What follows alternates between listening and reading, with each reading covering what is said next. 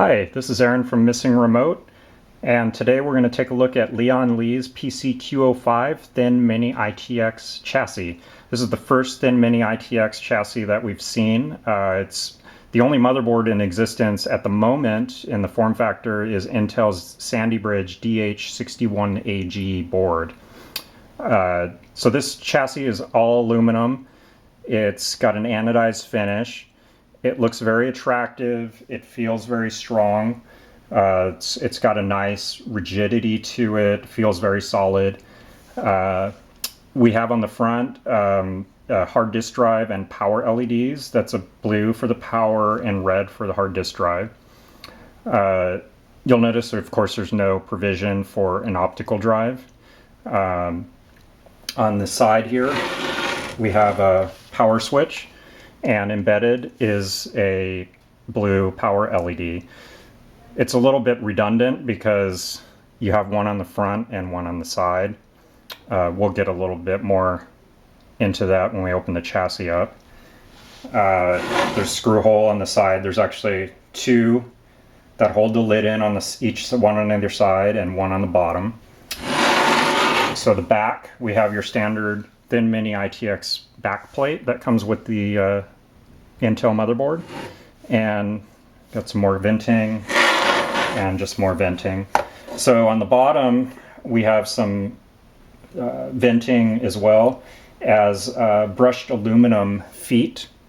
So those feet are attractive, but I found that in operation what ended up happening was the rotational speed of the hard drive ended up creating quite a bit of hum when on the shelf. So it basically, those feet just allowed the noise or the vibration of the hard drive to come right through.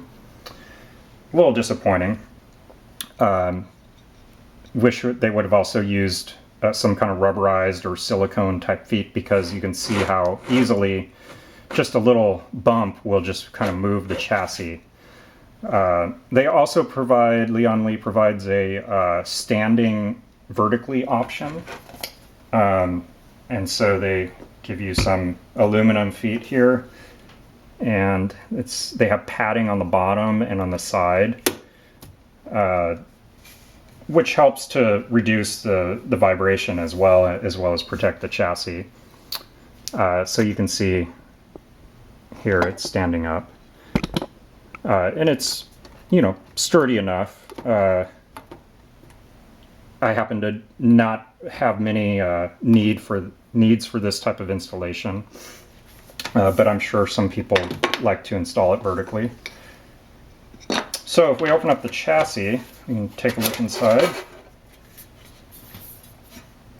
So here, I'll just point out, here's where the LEDs are supposed to go. So you'll see the power LEDs missing there. I didn't like the redundancy as well as the included power LED. It has the three header variety, the three prong variety. This motherboard has no provision for that. I'm not quite sure why LIAN Li decided to include it. I also decided to use that top hole to fashion an internal infrared sensor, which it seems to be a bit of a gross oversight, considering this is a home theater PC style board and application. So you can see I've sort of modified a solution together here.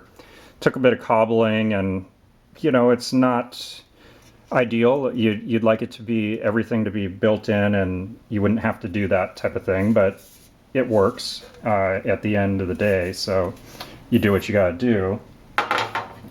So you can see inside we have provision for two 2.5-inch drives. There's no 3.5-inch drive capability. But a chassis this small, you would be limited to maybe just one 3.5-inch hard drive because of how thin it is. The drives actually slide in and very, very easily. LIAN Li provides a set of screws and grommets that allow you to do that. Again, you can see this cable set for the LEDs is quite excessively long for the chassis. Probably comes from some other chassis. You can see here there's a crossbar, and that's why it's so rigid, and it's held in on either side by 2 screws.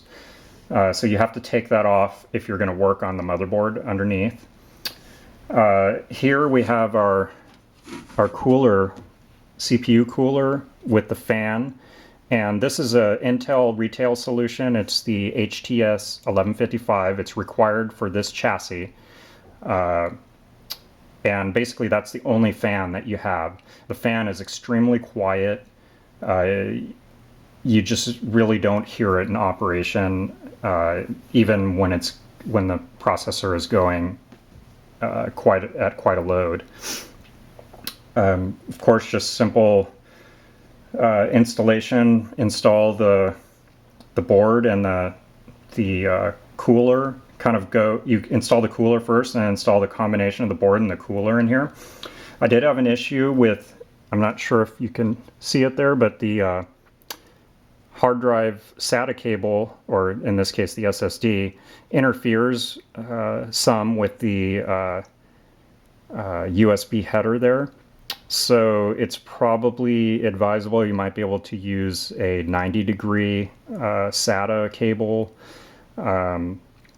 Also, this cage, even though it doesn't say to do it in the instructions, it's screwed on the bottom with 4 screws, so it's probably advisable if you're going to use that bottom slot to pop this off, install your drives and cables first, at least the lower one, and then place it into the bay and screw it in from the bottom, and hopefully that will avoid what I ended up doing, which was bending the pins on that header. The other thing I did with this chassis was make use of the Htpc header. So instead of using the hard disk drive LED for hard drive activity, I decided I wanted to use it for recording LED.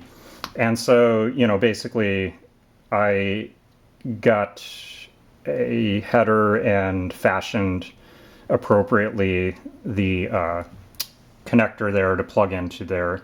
And I use Andrew Van Til's LCD writer utility to control the actual function of that record LED.